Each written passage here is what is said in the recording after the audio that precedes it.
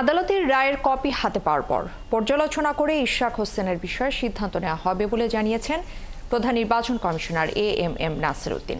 ঢাকা দক্ষিণ সিটির মেয়র হিসেবে বিএনপি নেতা ইশরাক হোসেনের শপথ নিয়ে আপিল বিভাগের রায়ের পর বৃহস্পতিবার বিকালেই বৈঠকে বসে নির্বাচন কমিশন।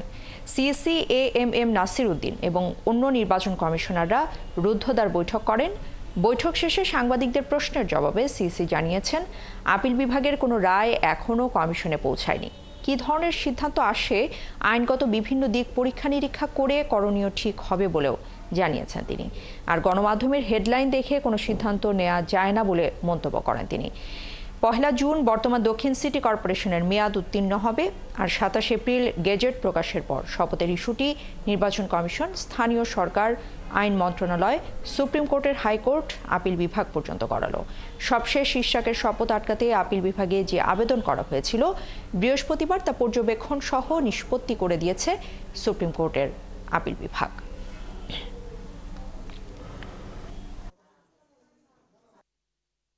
আমরা অ্যাপিলেট ডিভিশনের কোনো রায় এখনো পাই নাই।